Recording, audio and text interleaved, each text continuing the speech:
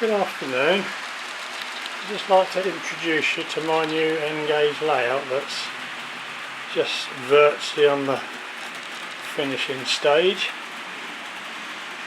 As they say, a railway's never finished, but I don't think really there's a lot more I can do with this one at the moment. I'm still waiting for Hattons to get the SR dipole signals in, which will be put in various positions around the circuits eventually when they do arrive,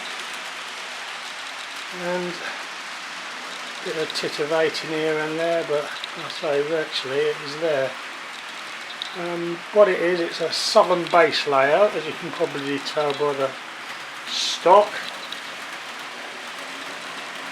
But as yet again, I'm trying to get some metal to make a third rail, so like the old SR juice rail as it was known, but at the moment I'm struggling to be able to get hold of any. I managed to do some with an 00 gauge layout that I had, but sorry if it's getting a little bit out of focus there, but it's a bit difficult to do.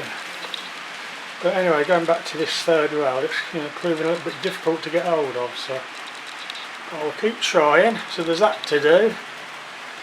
And another little job outstanding is on the mimic board here. I want to put green lights so that when I pull a point switch there, whatever one it might be, I have a little light to guide me as to which way the point's been thrown. Also there's isolation switches there, so I can sort of build maybe 2 trains on one of the storage sidings. But other than that, really there's not a lot more to do. It's just a matter of tidying little things up, and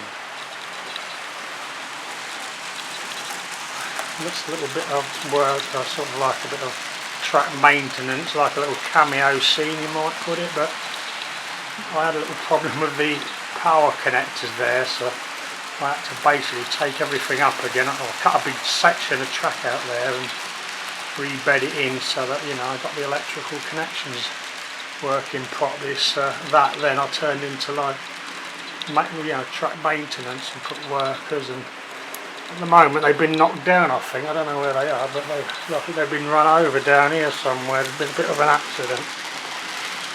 So basically they all got to go back into position up here. I'm using on the branch, I'm using a little dipole magnetic uncouplers, which have been pretty effective. You put a magnet in at this end, and obviously at the far end, which is over behind the scenic boards, they uncouple and run around the train. But they're quite effective, but they're very fiddly and they're a little bit pricey. But I just don't know if I can pan in, but they got these little springs in them, and they are an utter nightmare. When one of the springs, I don't think I'm going to be able to get into it far enough. I don't know if you can see it. I'll get my fingers out like that.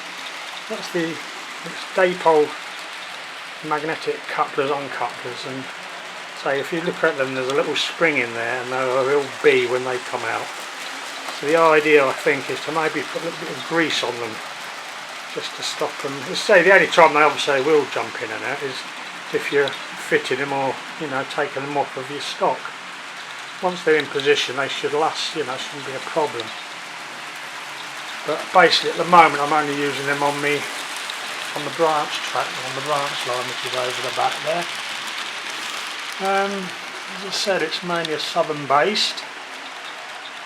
I've just got the N class, which you've probably seen bringing the Montreal coaches. I like this effect on I'll just show this one up on the dipole coaches, that they've got the connectors in now, which makes it a lot more realistic. So it's more than happy with that. And they do have like a little block to join them, a little plastic block that goes in between the two, but I've found they tend to derail the stock a bit, so I'm not using them, and they look just as good. So there was another little query. I don't know if anyone might be able to help me on this one. I've just got the Great Western coming round there, These are class 52. And if you look in a minute, you'll see that only one of the lights works. I'm just wondering if this is normal, because you turn it in reverse and exactly the same happens. And if you see there, if I can stop it a minute or slow it, there's only one light there, and there's only one red light on the tail working. I'd have thought, you know, it should have had both working, you know, both headlight and both tail light, but there you go, I don't know.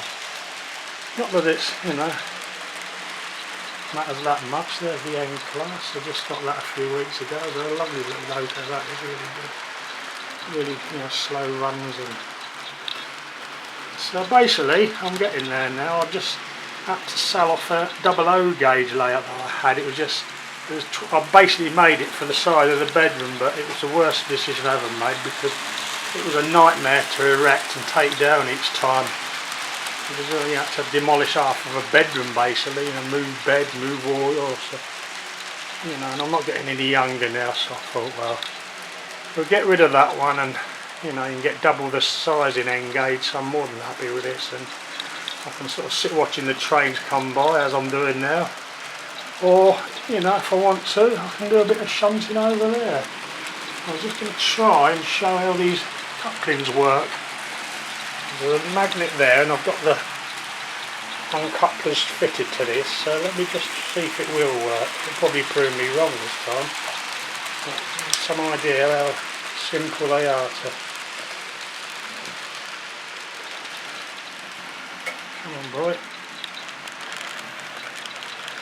It's always the same when you film it, you can guarantee it'll stop. And basically, that is it. There, you see that's uncoupled. And then obviously you'd run around your train. There's the magnet, and they've both got these dapole couplings. I say I'm well impressed with them. They're a little bit pricey. I think they're about £7 for 2 couplings, and they're about £24 for 7 sets of the couplings. But if you're like me, at the moment I only need them on my branch line, so I only need, you know, the locos that are going to operate the branch, plus the stock that's going to operate the branch, and maybe on a few of the trucks. But, you know, you can just put them here and there, you know, you'd no need to fit every single truck, you know, just put them where you're going to do the, you know, what part of the train you want to shunt really. So basically that's it, and these are quite good as well. I'm quite impressed with them. I've got these at an exhibition. The stock boxes, they're quite good. I think they hold about 10, is it? 1, 2, 3, 4, 5, 6, 7. Well, there's 8 cutouts there. Obviously depending on the size of your locos, you know, some you can get 2 in. But again, it saves having to keep putting them in and out of these flipping boxes, which is, you know, like them. And again, there's there. It's a bit of a good mixture of steam and diesel. Again, mainly southern region. Although I'm toying with the idea of Tornado, I do like that loco, it's brilliant. There's a standard 5 in there. Get this truck out of the way.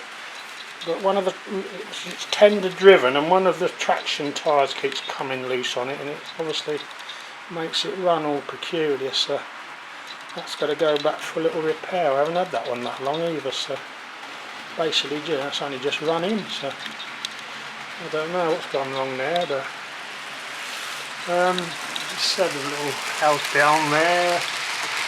A little empty house, it's long been deserted, abandoned. I don't know what this is going to come out like on YouTube, but hopefully it won't be too bad. But I do love the old southern region stuff. It's each to their own, I know, but it's what I used to, you know, train spot when I lived in Brighton all these many years ago, so you never forget your roots. I now live in the Midlands, but I'm just now trying to get my local stockist, the signal box, to, you know, sell southern region stuff, which he helps me out quite a lot with Martin. So.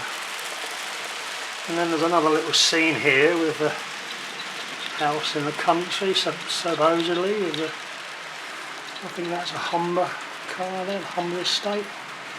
We're going back to the late 50s, 60s. This is what this layout's basically based on. I don't know if you've seen all the storage sidings, but again, you can never have enough, you know, it's still nowhere near enough to what I want, but obviously because of the width I'd never been able to stretch over to them if I'd have made it any wider because of the big fat belly. So that's basically this, and there's the end of the branch line there. It's not like there's no line there, it's not an actual run round, I just uncouple and then isolate the loco and then pull another loco from this side and, you know, and take it away again. But basically that's the storage side of things. It's not very often I can get one from this side actually, so it's just, you know, try and get one of the actual length of the rail. I don't know again what it's going to come out like, but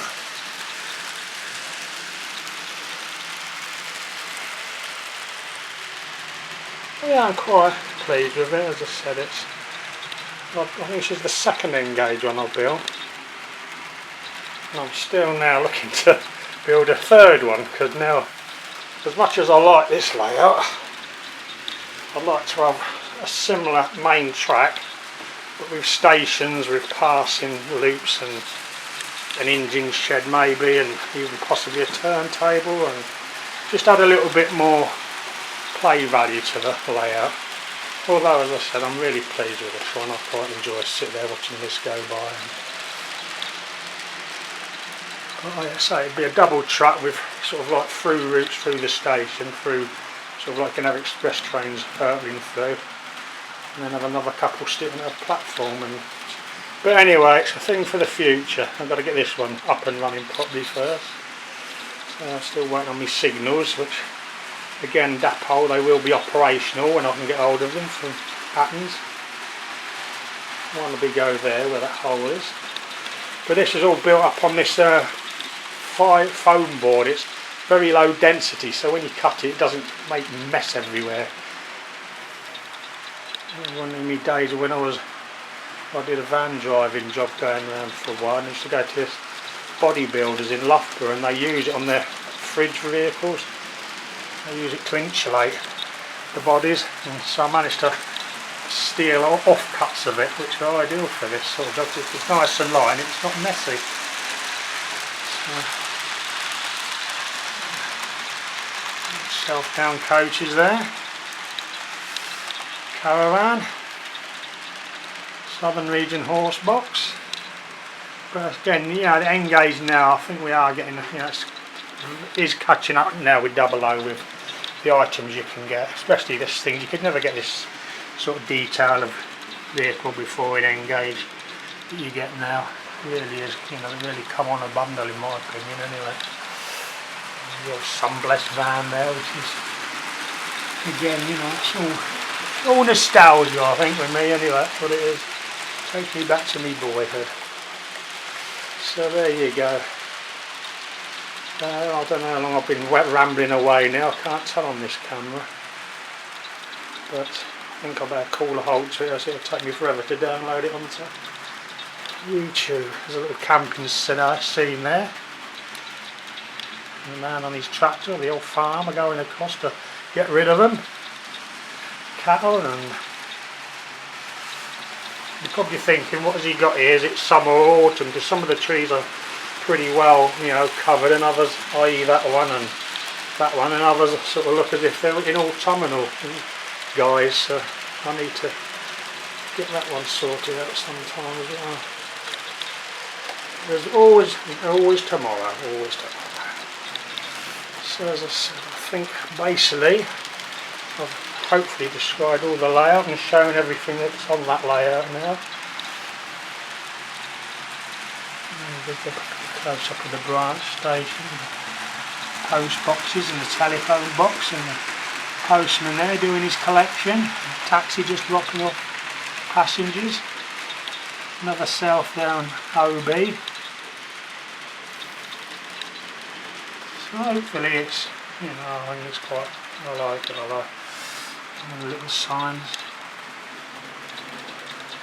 It just takes you out of the stress of life, I think, things like this, you know, you get off, switch off, and I've got my mate behind me there somewhere, just try and show you him, and as long as I'm up here he's happy, because he loves being up here with me. Poor bugger just had an operation on his mouth and we're just praying that it's not the big C, but I think the way he's reacting and we think he's okay. He likes plenty of sleep as an old boy, like his owner. And there's another little collection I have is model buses. Big kid at heart, you see. This is a cracker, this one. I think it's worth about £200 now. 150 to 200 anyway. That's the old Route Master. And it's made by Sunstar. I think they're a Japanese company. Chinese, I might be wrong. But yeah, I say the detail on that is unbelievable. And even the engine, you know, it's pretty good, that is. But I've got, again, being a southerner, it's all south-down buses I collect, and I must have about nearly 200.